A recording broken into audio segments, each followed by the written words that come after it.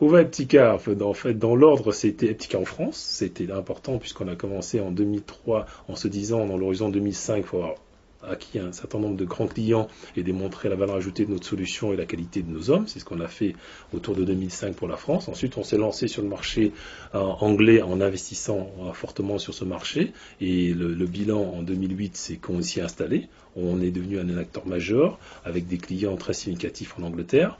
Et dans l'année 2008, on a commencé effectivement à regarder un peu le marché international de deux manières. On était amené un peu avec nos clients européens qui nous ont dit on est globaux. On a également votre produit qui s'utilise en Asie, c'est le cas de Mythic ou des Hermès qui nous disent on est en Asie, il va falloir nous accompagner, ou au Brésil où on a un partenaire Altran qui trouve que notre solution est très bien adaptée, puisque notre grande force c'est non seulement le multicana mais c'est le multilingue, et nous propose de venir développer notre activité au Brésil. Donc en 2009, on va avoir une stratégie bien identifiée avec des zones de pays dans lesquelles on va investir, comme on l'a fait d'abord pour la France puis l'Angleterre. Effectivement, il y a l'univers asiatique, je le mentionne, parce qu'il se trouve que nos produits sont très facilement transformables en langage asiatique. C'est le cas, c'est déjà en coréen, c'est déjà en chinois, et on va mettre toutes les langues asiatiques qui seront demandées. Ça, c'est ce qui va se passer en 2009, mais également l'Amérique. On était déjà au Canada, mais on va renforcer effectivement l'Amérique du Sud et le Brésil. On commence à avoir des premières références, sans oublier quand même l'Europe, puisqu'on a beaucoup de clients français qui nous amènent en Europe du Sud. Et là, on a aujourd'hui ouvert un bureau en Espagne pour pouvoir, prendre des clients espagnols, mais également accompagner nos clients français qui se font la plupart installés en Espagne, par exemple. Yes, we can pour les États-Unis. Je pense que il faut faire attention lorsqu'on aborde le marché américain.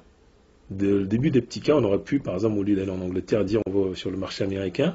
Avec mes 22 années d'expérience sur l'édition de logiciels, et j'ai travaillé la moitié du temps pour les éditeurs américains, il faut être bien préparé. Et il se trouve qu'il y a des éditeurs américains qui sont nos concurrents que l'on arrive systématiquement à dominer en Europe, parce que justement on a cette caractéristique d'être souple, on comprend bien le service client pays par pays, on est multilingue là où ils ne sont pas, eh bien il faut jouer avec ses avantages. Aujourd'hui, Eptica, on ne pense pas que la meilleure façon d'utiliser notre ressource, c'est d'aller le dépenser dans un pays d'un bloc monolangue, même si c'est un gros marché où il y a déjà 4 à 5 compétiteurs. On préfère aller là où on est fort, à savoir tous les marchés où une dimension flexibilité du produit, tout en étant robuste, adaptation à la langue, en comprenant la logique du service client par pays, eh ben c'est là où on fait la différence, et c'est ce qui explique la croissance d'Eptica, qui était de 40% cette année, et on espère également faire autant de croissance l'année prochaine. Alors, les évolutions des solutions Eptica, de plusieurs aspects. Premièrement, on avait lancé une solution pour l'univers de la banque, puisqu'aujourd'hui, sur un client comme la Société Générale, il y a 18 000 utilisateurs connectés sur la solution Eptica dans toutes les agences. Fort de cette expérience, on va décliner cette solution-là dans l'univers du retail, parce que finalement, l'enjeu, c'est de dire que celui qui est capable d'apporter la réponse se trouve quelque part dans l'entreprise. Pour ce qui est des banquiers, c'est dans l'agence, et pour ce qui est de l'univers du retail, ça va être le commercial qui est dans la boutique. Et bien, de plus en plus d'entreprises dans le retail nous disent, le soir, on demande aux vendeurs d'aller se mettre devant une plateforme Internet et répondre aux clients, parce que c'est le mieux placé pour répondre. Quand je suis, moi, le client spécialiste du sport et je fais de la course à pied et j'envoie une question pointue sur une chaussure, le mieux placé pour le répondre, c'est pas l'agent dans le call center, c'est le vendeur en magasin qui connaît parfaitement le sujet. Eh bien, on va également déployer notre solution sur cet aspect-là, de telle sorte qu'aujourd'hui, une fois qu'on a déployé en agence, on le déploie également en matière de retail jusqu'au magasin.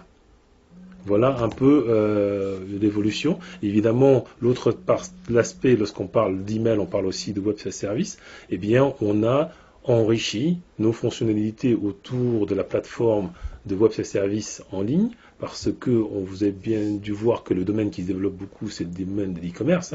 La croissance en France est de plus de 20%. On est déjà à 20 milliards d'euros de chiffre d'affaires sur l'e-commerce. Et bien, à travers la plateforme de web service de nos clients, ils veulent augmenter les ventes en ligne, le taux de transformation des clients qui vient en ligne. Et bien, notre module s'enrichit d'un tas de fonctionnalités pour permettre d'optimiser cet aspect-là, de booster la vente en ligne.